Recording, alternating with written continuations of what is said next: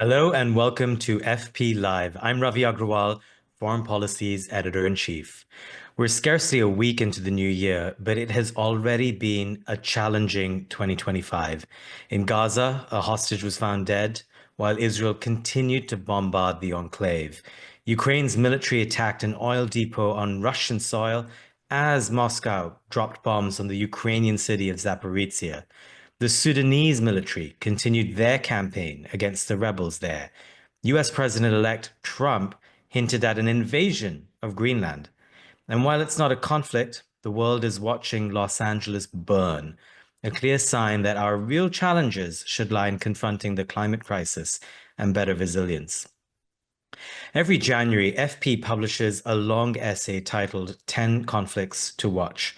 Many of these conflicts have been covered right here on this program, like the wars in Gaza and Ukraine, or geopolitical tensions between the United States and China, or Israel and Iran.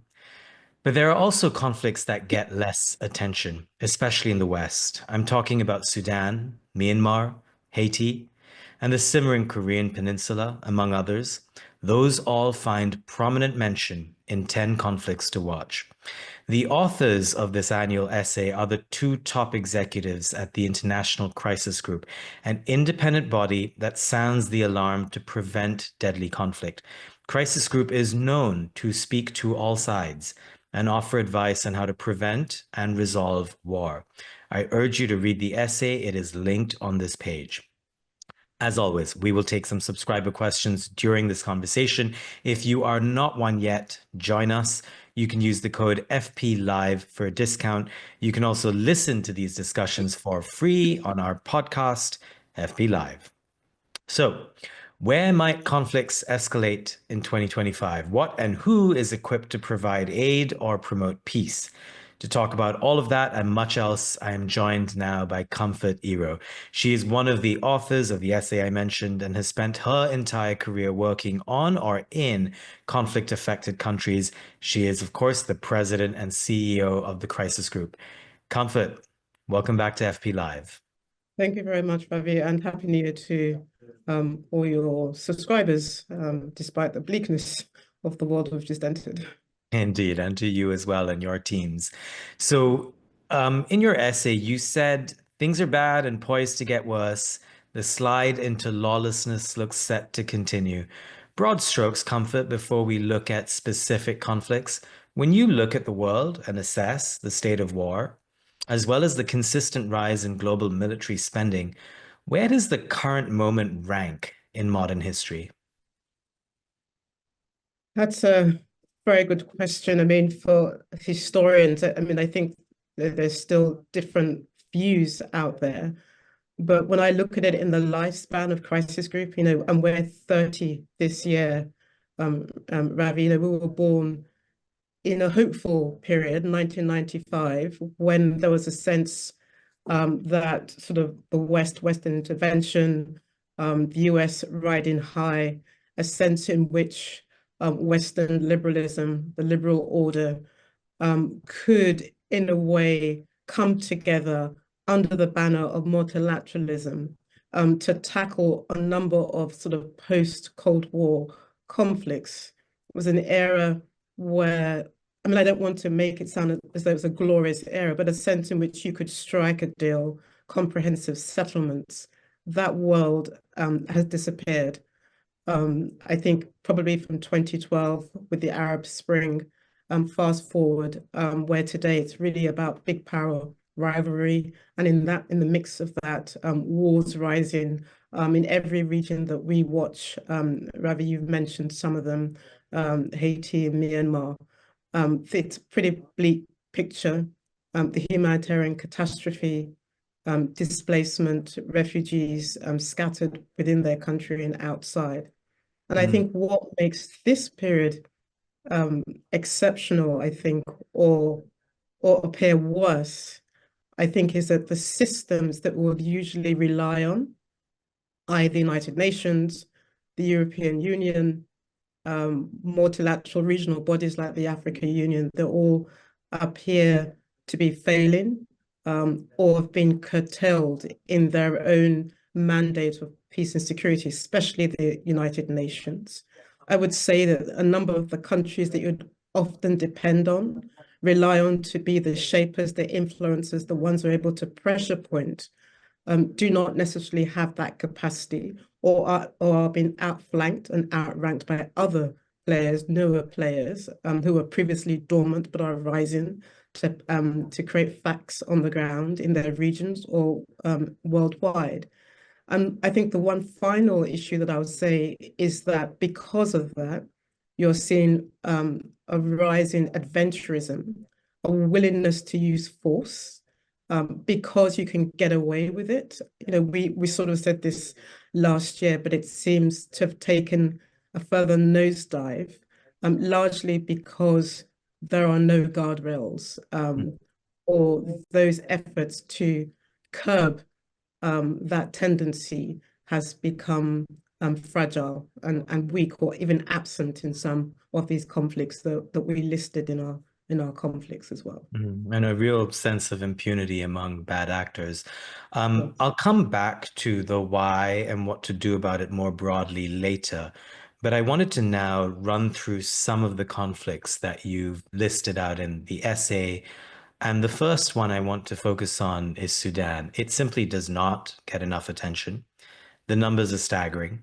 More than a third of the country displaced, more than half facing an acute food shortage. What is going on there? And is there any sense that 2025 could be better?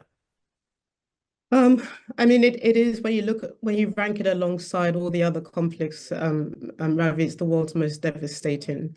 And in this week, as I speak, there's been a new development with the outgoing Biden administration. But just in terms of sort of raw numbers and data, at least 12 million Sudanese themselves, more than a third of the pre-war population, they've lost their homes. More than half, as we outline in the essay, face acute food shortage. Parts of Darfur, which 20, 21 years ago was the heart of international attention. If you remember with the Safe Darfur, that is also facing sort of famine type situation as well. There are two warring factions in this conflict.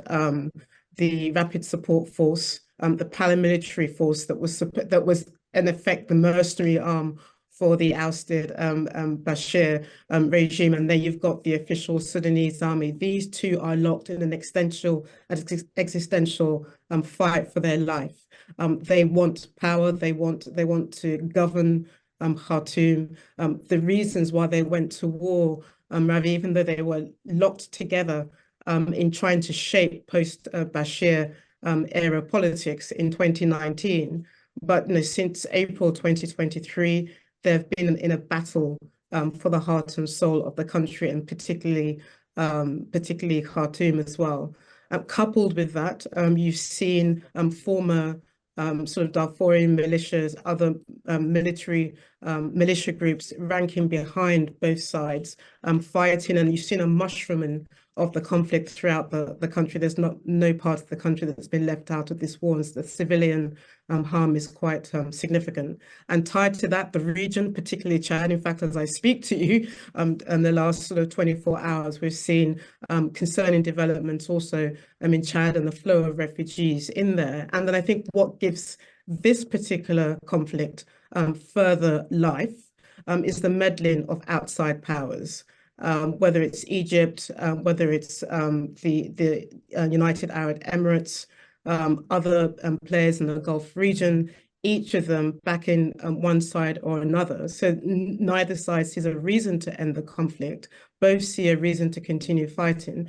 And it would be a mistake to think that 2025, we could find some magic bullet to end the conflict, because neither side shows an appetite to stop the fighting. But just on that, you alluded to this when you said that there's some news with the Biden administration here, and they've now decided to term what the rebel group is doing as genocide.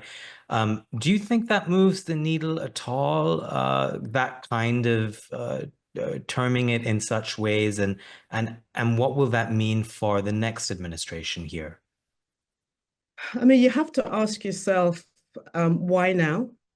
Why did you decide to determine on the eve of the transfer of power to the Trump administration to have labeled the paramilitary rapid support force to have labeled them as committing genocide as well?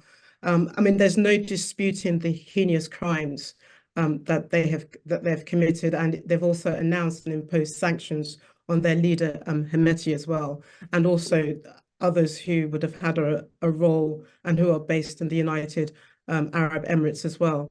I mean, the question is that some of us will ask, and I say this with the utmost care, Ravi, because of what you said at the beginning of our conversation about given the era of impunity, given the lack of accountability, I think if I was sitting on the side of the White House, Washington would see this as an important signal to suggest that undoubtedly we need to address these heinous crimes as well.